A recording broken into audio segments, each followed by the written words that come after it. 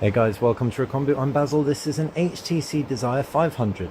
The Desire 500 is the latest mid-ranger from HTC, packing a Qualcomm Snapdragon 400 processor. Mid-range means you're going to get mid-range specs such as a 4.3-inch QHD display. It's not the sharpest out there with a PPI of 216, but it looks perfectly bright on first impression, and as you can see is responsive to the touch.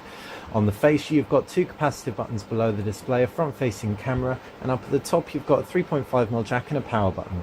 On the reverse is that 8-megapixel camera and a flash. It's an old-school 8-megapixel camera, so you don't get the ultra pixels of the HTC one.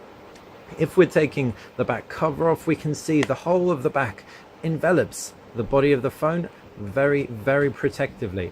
We assume this means you're going to get some NFC on board, and on the reverse we can see you've got a micro SIM slot and a micro SD card slot for expandable storage. So we can just slide that back in there and talk you through the screen. 4.3 inches QHD. It's not going to blow any minds. Hopefully the camera will focus and you can get a better idea of what that means. Let's pan across. See, it looks pretty decent nonetheless for a mid-ranger. Looking inside the UI, and you've got HTC Sense 5. Sense 5 was first introduced on the HTC One. This means you've got really cool things like Bling Feed. Well, I say cool, not everyone loves Bling Feed, but it's going to aggregate your news feeds and social media and just stream them into one of your home pages. We can take a look at the applications tray, and you can see you've got a variable number of apps available. You can view it 3x4 or 4x4. This is really clean way of interacting with your Android phone, and we really do like Sense 5, especially by comparison to busier user interfaces like Samsung's TouchWiz.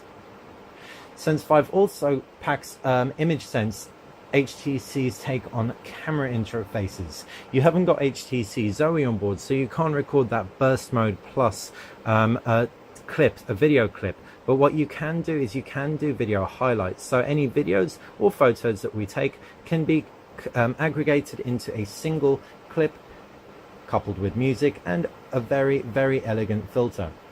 If we take a look at the key options on here, we can see HDR, sweep panorama, anti-shake, all the key features are present. So off the bat, that's a pretty good start for a mid-ranger. This is a pre-production version, so we won't be taking any photos on it, but you get an idea for what to expect from the camera experience at the very least. Internally, as we said, we've got a micro SD card. You saw that expandable as we removed the back cover. You've got 4 GB of internal storage, which is pretty measly, we have to admit. And we'd really like to see a lot more, especially if you're into your applications. That's going to be very important to you. In addition, 1.2 gig quad-core Qualcomm Snapdragon S4 processor with 1 GB of RAM. That should make for a decent experience aside from that whole memory issue. Certainly the design feels pretty, not the most typical HTC design, definitely not as rich as the HTC One with its all-metal body, but it feels solid for a plastic device. I've been Basil, this has been the HTC Desire 500. If you have any questions about the phone, fire us a comment in the comment section below. And if you enjoyed this video, click like. If you like the channel, click subscribe.